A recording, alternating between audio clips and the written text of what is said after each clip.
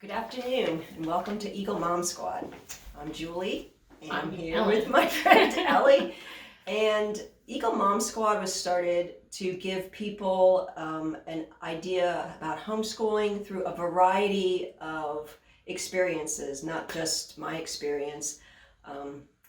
So that's why we're bringing on here Ellie today. And we have different bloggers and we have different people doing podcasts, so you can get a variety of information about homeschooling. So today we're going to do something different, and I'm going to interview my friend Ellie here, who I've known for, I don't know, about 10 years or so. Yeah, and we've worked close together in a tutorial that I've mentioned before in previous podcasts, videos. But today we're going to talk about her experience and the heart of homeschooling. So I'm going to ask her now, Ellie, why should anyone choose homeschooling? Okay, so first, thanks for having me. I think that the Eagle Mom Squad is such a great idea and will be a real aid to people that are starting down this journey. So I'm really appreciative for all the work that you're doing. I think when I started homeschooling, it was because I realized that my kids were a gift from God. And when you're first starting out as a mom, and I have 10 children, and they all came pretty quickly, about 16 years between the first and the last, no twins in there.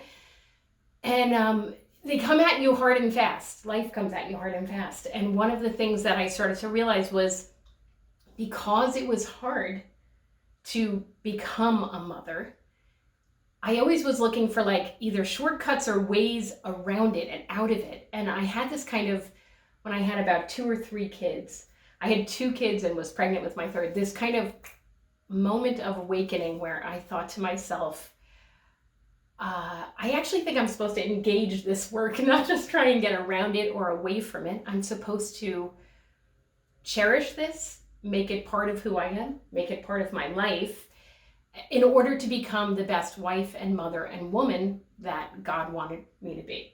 So homeschooling seemed like a natural solution to that, because the public school system's already kind of in disarray. It had been even when I was just thinking about it. There was more and more indoctrination rather than genuine education. I think that's become it's culminated right now. We can all see that pretty clearly. And but even 20 years ago, I've been homeschooling for 21 years. It's incredible to think about that. And I never, ever homeschooled more than 1 year at a time. Yeah. I would say to myself, okay, I think I can make it through this year. Yeah. But I don't know if I'm really a homeschooler. And I never kind of made more commitments than outside of a single solitary school year, even though every year you give your heart more and more over to it.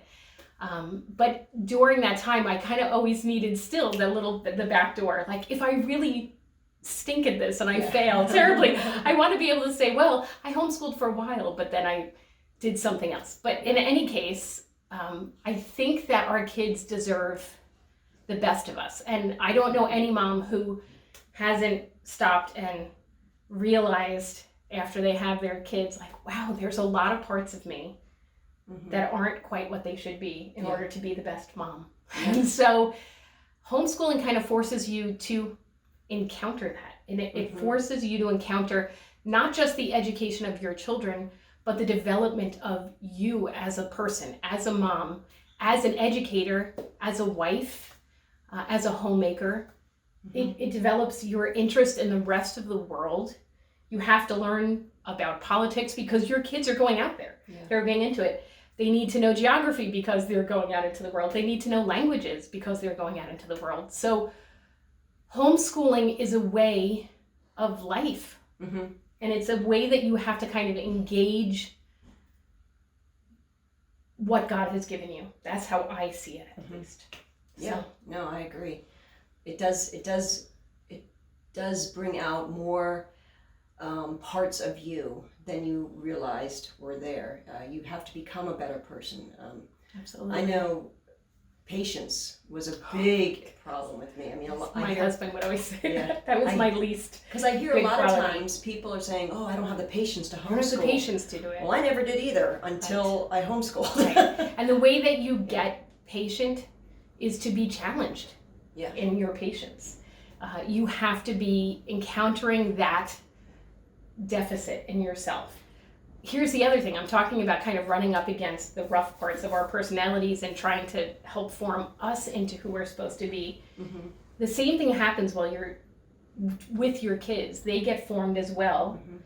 But then you also realize, oh gosh, God gave me some gifts I didn't realize. Yeah. I'm actually really terrific at X, Y, and Z. And I didn't even know it. I knew I liked those things, but I didn't realize I had an aptitude for teaching or for managing or for running field trips in a way that kind of brings a lot of people together and brings joy.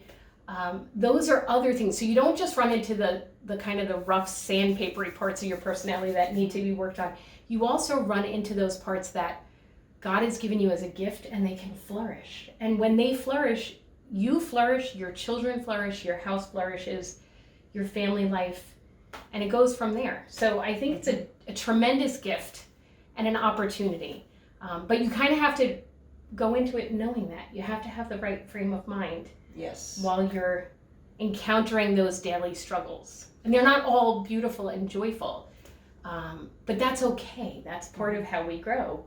Mm-hmm. We encounter difficulties, we encounter beautiful, we encounter truth. Mm-hmm. And that is the journey that we start on when we homeschool.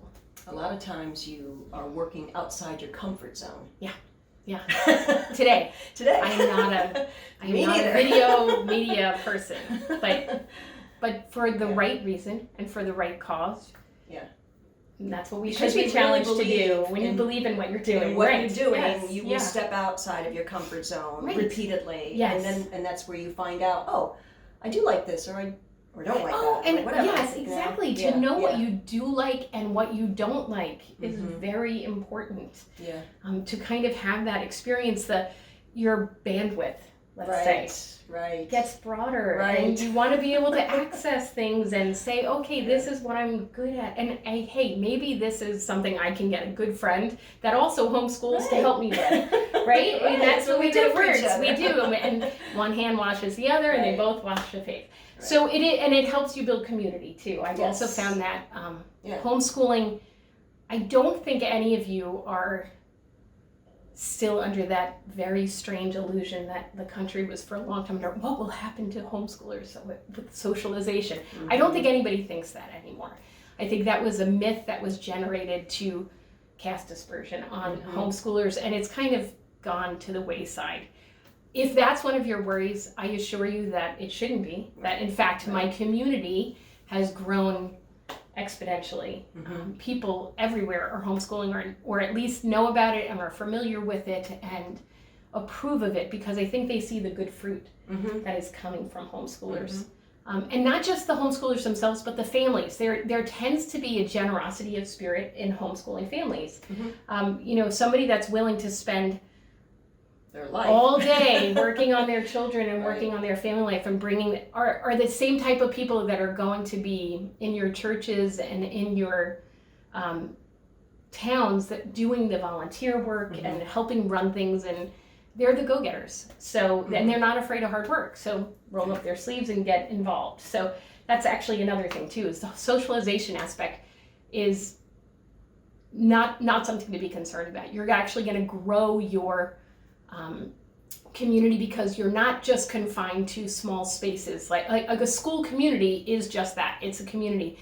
But a homeschool community kind of goes in and out more like the way that water flows. It finds its natural path in the people that are open to it in your whole town, village, country, state, community. So it's a good thing.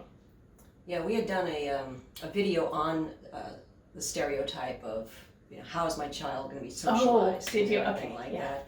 And it is a myth. It is. It's a flat out myth. My kids have gone on to college. Yeah, mine too. And they encounter friends. They meet friends, and it'll be a couple of years before I meet these friends, and I'll say, "Did you know that my child is homeschooled?" They're like, "I had no idea." I would never have guessed that. I never have guessed that. Yes. But they're so so social. I'm like, Yeah, they know. are. They're social. And also, here's the other thing I've heard many people comment on. Homeschoolers look you in the eye, which is a good thing. That's a good quality. They're not like, hiding behind the screen or like the head down, too shy. Right. I think mainly because they're not usually grouped with only their peers of the same age. There's something about being with younger siblings, older siblings, aunts, uncles, grandmas, people that are in your community helping to teach and who have those abilities. Because they're coming from all different age ranges, your kids kind of adapt in a different way than they would if they were just among their same aged peers in a classroom setting. Yeah. So, they learn sort of the expectations from older kids on how to behave, and it kind of just takes root a little quicker, is what I've seen. So somebody's starting out homeschooling this year, never done it before. I mean, that's generally our audience at this point. Right. So what do you think? How can they be assured of success this year? Okay, so I think that's a really great question, really important question, because success is, for some people, that is measured by a test score. And that would be, it's one way to measure it. I don't think it's the best way to measure success. I think success, especially if you're new to homeschooling, is the ability to recognize and grow in your relationship with your child as you encounter the work that you've planned out for this year. It's not just sitting home watching videos, or it's actually engaging them. It's helping them to find out what they're good and bad at, helping them to work through trouble spots. It's not just about subject matter, it's about moral foundation. Maybe you're really good at math, but you're, like you said, not patient. That's the other part of it that comes better from a parent than from a teacher. Honestly, if you got a classroom full of 34 kids, it's a lot harder to recognize a character flaw that's coming up in a child than it is in your own kid when you say, like, this is the 4th time this week you've lost your temper with your brother. What's going on there? Right. So it's easier to pinpoint problem areas, but then it's also, that's a success. Like, that's what success looks like. It also looks like succeeding in your actual work, like getting the actual math concepts into your brain. You don't have to have 100% on every test, but you should be passing. You should be growing in those subjects. And if there's something that you're encountering and you're saying, I'm not really able to access the right information to get this kid where they need to be, that's a good thing, because then you say, okay, now what do I need? And there is such an enormous level of support for homeschoolers right now.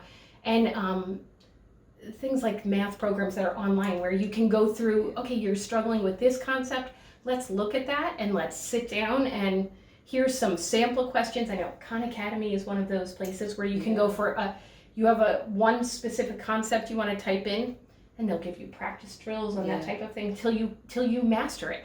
And then also success looks like encountering the world through field trips, through good music, through good artwork. I mean, when we see the good, the true, and the beautiful out in nature, and we can recognize that and tell the story of our history, our American history, which is so rich and so beautiful and so diverse, with all of its good parts and its struggles, we have to be honest about that, but also look at the great strides we've made as a country and as a nation. We develop in our kids patriotism, and that's something that's also virtuous. That's a good thing. We want to grow those type of attitudes in our children so that they know when they become an adult, like, these are the things around me that are important. This is a successful life, looks like one that's fully engaged. And when your child sees you trying to help them, and they see you being resourceful, looking for things like, say, Khan Academy, or an outside tutor, or something like that, or a tutorial, cooperative kind of thing, they see that, well, hey, mom or dad doesn't really know how to handle this problem, but that hasn't stopped them from attacking that problem and finding out ways. So they realize that you don't have to go through life knowing everything all at once. No, you don't. And actually, that's a good lesson learned early on, isn't it? Like, oh, we don't have to know everything. And parents don't have to, be perfect. In their kids' eyes, they're allowed to be the person who's safe. But, not like my mom is perfect. My kids don't think I'm great at math. I'm not terrific at math. My kids definitely don't think I'm perfect. But it's a good thing that they know our limitations too, and we learn to know our limitations, and then it gives them the skills to overcome, to adapt, to succeed, and to become good, contributing adults in our society. Right. I think we're going to stop here because I think we've gone on long enough, but we want to make this a two-part interview. Lucky you. So check out part 2 of our continuation of this interview. Thanks for watching. The links are in the description for our podcast, our website, our Facebook page, and part 2 of this video. Thanks and have a great day.